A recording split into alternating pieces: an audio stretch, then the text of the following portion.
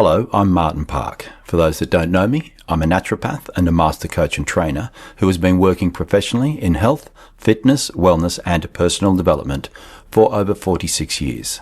If you are someone who is interested in learning how to maximize your overall health, well-being and performance, then welcome. Today I want to talk about something that might initially sound like defeat, but is actually one of the more liberating truths you can embrace. You can't do everything, and that's not just okay, it's exactly as it should be. We live in a world that worships the myth of unlimited potential. Social media feeds us a constant stream of people who seem to have it all figured out. The entrepreneur who's also a marathon runner, the parent who homeschools while building a business, the person who speaks 5 languages, plays 3 instruments, and still finds time to volunteer at the local homeless shelter. And somewhere in the back of our minds, a voice whispers, why can't I do all of that too?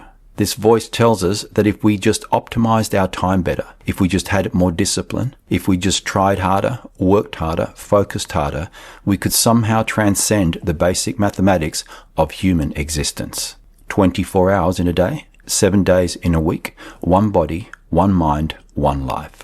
This pressure and desire to do everything not only fails to turn us into superhumans, it actually leaves us scattered, anxious, and ultimately less effective at the things that truly matter.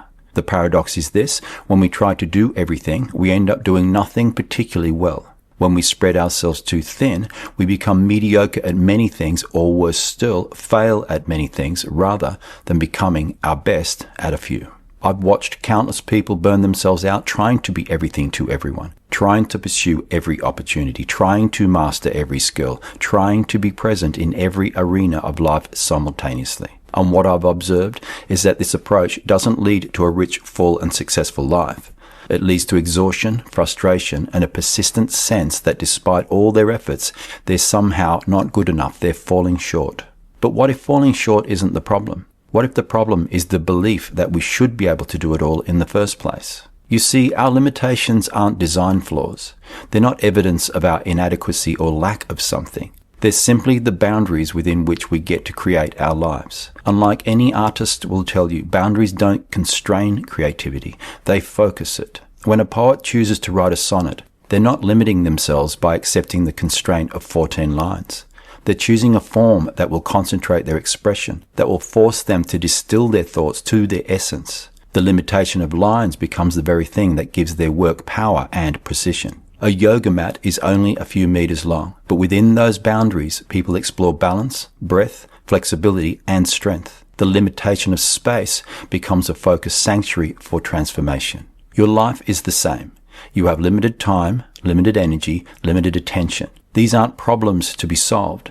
They're parameters to be embraced. They're what forced you to choose, and in choosing, you're allowed to discover what really matters to you. Think about it this way: if you could do everything, nothing would be special. If every door was always open to you, walking through any particular door would lose its significance. It's precisely because you can't do everything that your choices become meaningful. When you accept that you can't master every skill, you get to choose which skills are worth your time and attention. When you accept that you can't be everywhere at once, you get to choose where your presence will have the most impact. When you accept that you can't say yes to every opportunity, you get to choose which opportunities align with your deepest values and aspirations. This is what conscious choosing looks like. It's not about limitation, it's about liberation. Liberation from the exhausting effort of trying to keep every ball in the air. Liberation from the guilt of not being superhuman. Liberation from the impossible task of being all things to all people, including yourself. But let me be clear about something. Accepting that you can't do everything doesn't mean lowering your standards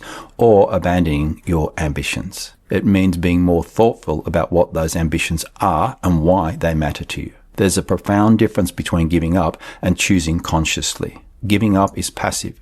It's letting life happen to you. Conscious choosing is active. It's deciding what kind of life you want to create within the constraints you've been given. And here's the thing. When you stop trying to do everything, you often discover that you can do the things you choose to focus on much better than you ever imagined.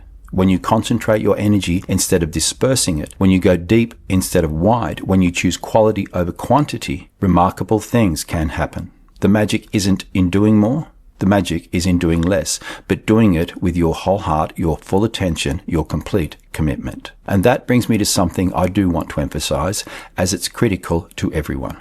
There are certain foundational elements that support whatever you choose to do, and as such, they deserve to be a priority for everyone, and they are your physical and mental well-being.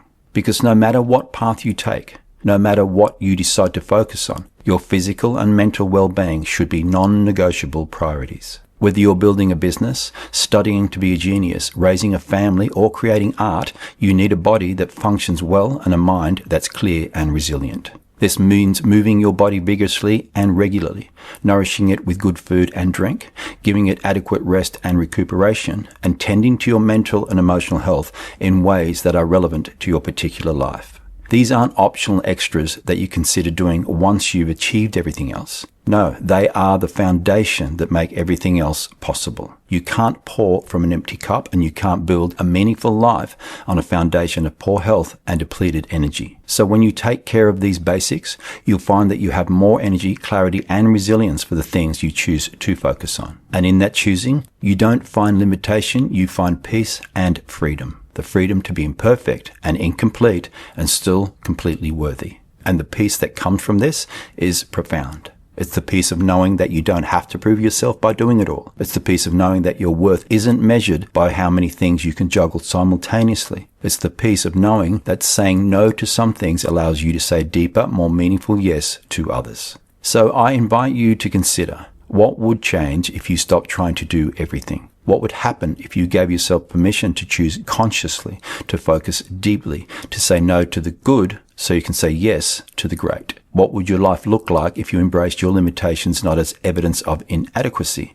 but as the very thing that makes your choices powerful and your presence meaningful? Because you can't do everything, and that's not just okay. It's the beginning of everything that truly matters. For those that need my assistance with any of this, I will leave a link in the description. I thank you for tuning in today.